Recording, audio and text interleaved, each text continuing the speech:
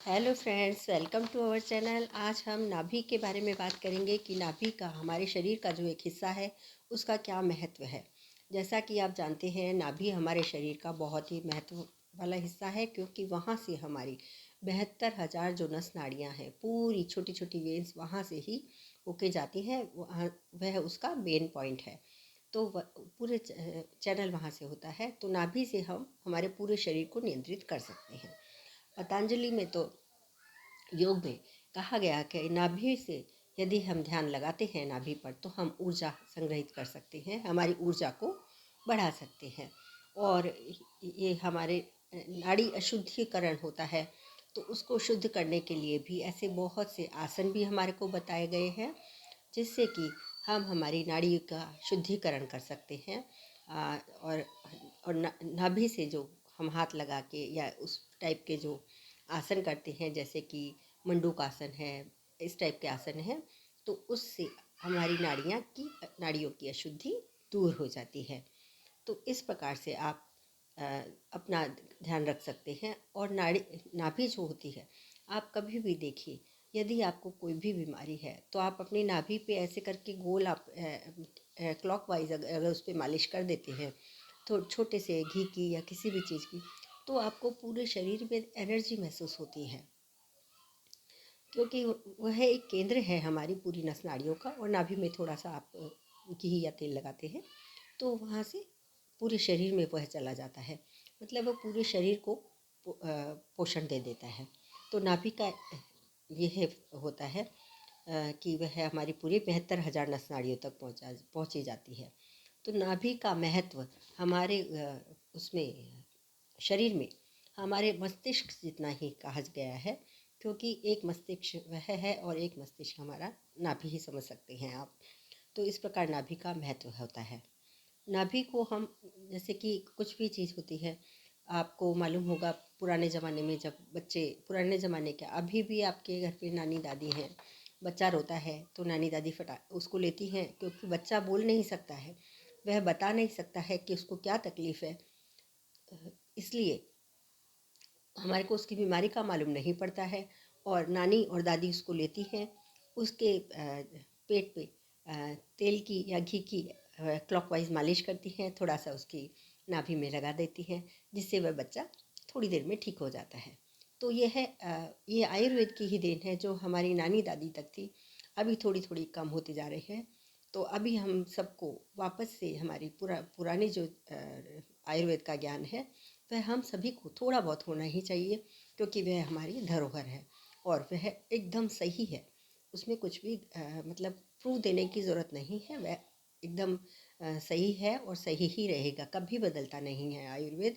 जो मैंने पहले भी बताया हुआ है, आयुर्वेद हमेशा एक जैसा रहता है। इसमें ऐसा नहीं होता कि आज एक थीसिस बनी है, कल उसको बदल के कोई दूसरी कर सकता है, नहीं। आयुर्वेद हमेशा एक ही चीज, मतलब एक ही सत्य है उसका, वह सत्य पे, मतलब उनका जो भी है गुण, वह सत्य ही होता है, सही ही होता है, उसको कोई बदलता नहीं है और बदला भी नहीं जाता है, क्योंकि वह एकदम सही होता है।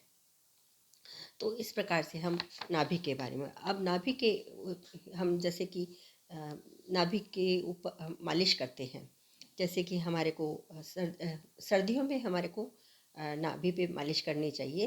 वह किस तेल की, क्योंकि गर्म तेल की करनी चाहिए, हमेशा गुनगुना तेल हो, वाम तेल हो थोड़ा सा, उसकी हमारे को मालिश करनी चाहिए। अब जो जिसकी प्रकृति गर्म हो, वह कौन सा तेल है, वह है तिल का तेल है और घी है। तो सर्दियों में हमारे को तिल का तेल और घी की मालिश करनी चाहिए। तिल के तेल से हमारे बालों में सुंदरता होती है, हमारी स्किन चमकती है, हमारी एड़ियाँ पैर ये सब फटने लग जाते हैं, वह ठीक हो जाते हैं। किस टाइप से हमारे को करना है, 2 ड्रॉप आपको नाभि में डालना है और थोड़ा सा तेल लेके उसको क्लॉकवाइज रब करना है चारों तरफ से। तो उससे बहुत फ़ायदा मिलता है, क्योंकि वह पूरी हमारी जो वेन्स होती हैं उनमें वह पहुंच जाता है। तो तिल का तेल। दूसरा, सर्दियों में हमारे को घी का मालिश करना चाहिए। घी घी की मालिश जब हम करेंगे, तो हमारे को घी की मालिश में नाभि में उसी टाइप से थोड़ा सा घी गरम करें, प्योर घी लें, और घी को नाभि में आप दो दो से चार बूंद नाभि में डालें और उसी टाइप से आप चारों तरफ क्लॉकवाइज उसको मालिश करें नाभि के चारों तरफ। तो इससे आपका क्या होगा, इससे आपका दिमाग तेज होगा, आपको नींद आने में सहायता होगी, आपकी आंखें तेज होंगी और आपको जो स्किन है वह आपकी अच्छी होगी और आपके विचार एकदम शांत हो जाएंगे। तो ये है घी का हुआ। अब मैंने 2 बताया, अब तीसरा मैं बताती हूँ आपको नीम के तेल का। तो नीम के तेल का भी, लेकिन ये नीम के तेल और ये है सब जो है तिल का तेल का आपको मालिश करनी है तो आप 10 से 20 दिन करें, फिर उसके बाद में थोड़ा ब्रेक लें, फिर करें।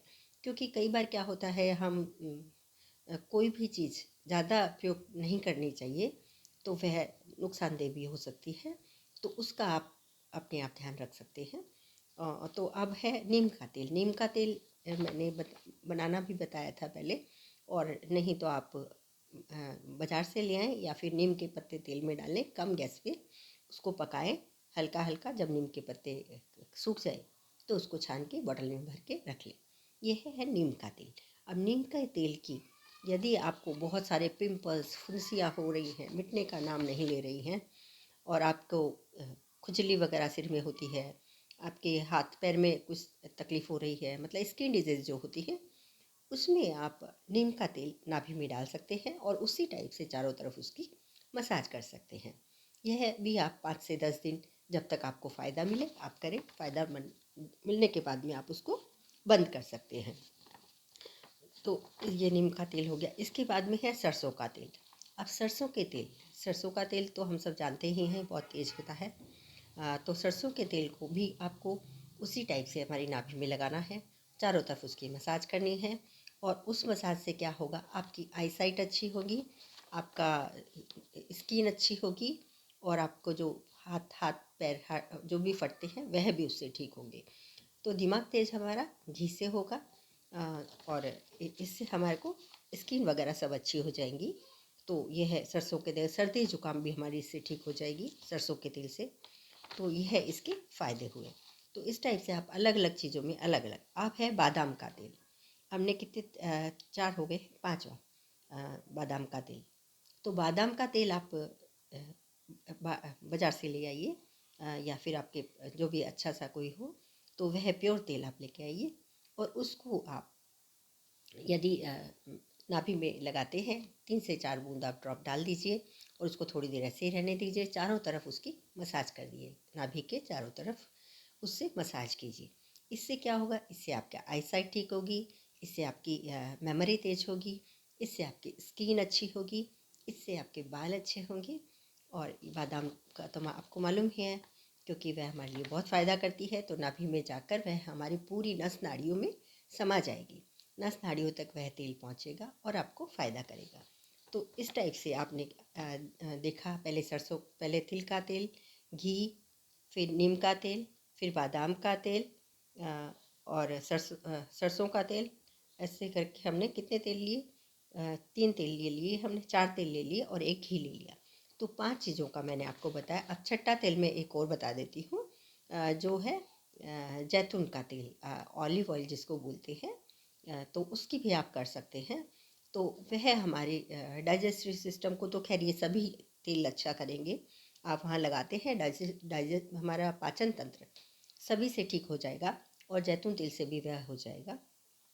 जैतून के तेल से आपको पीठ दर्द में आपको राहत मिलेगी, आपको भूख अच्छी लगने लगेगी। तो यदि आपको पीठ दर्द है तो जैतून के तेल से कर सकते हैं। तो इस प्रकार आज हमने बताया कि नाभि में तेल या घी लगाने से क्या क्या फ़ायदे होते हैं और नाभि का हमारे शरीर में क्या महत्व है। सबसे बड़ा महत्व तो नाभि का हमारे शरीर में यही है कि वह हमारी पूरे शरीर की जो तंत्रिका तंत्र होती हैं, नर्वस सिस्टम, न्यूरो जो भी है, आर्टरीज, वेन्स, सभी से वह जुड़ा हुआ है। और इसलिए उसका बहुत महत्व होता है, क्योंकि नाभि एक ऐसी है जो हमारे को जन्म से पहले हमारे को पोषण करती है। जब हम माँ के गर्भ में होते हैं तो उससे हम उसकी इम्पोर्टेंस का, उसके महत्व का पता हमारे को है, होना चाहिए। तो इस प्रकार से हम नाभि से नाभि के तेल वगैरह लगा के उनमें इसमें मालिश करके वहाँ पे चारों तरफ मसाज करके फ़ायदे उठा सकते हैं। तो यदि आप न्यू हैं तो चैनल को सब्सक्राइब करें, लाइक करें, शेयर करें और आपके कमेंट्स, सवाल या सुझाव कमेंट बॉक्स में ज़रूर लिखें। Thank you very much.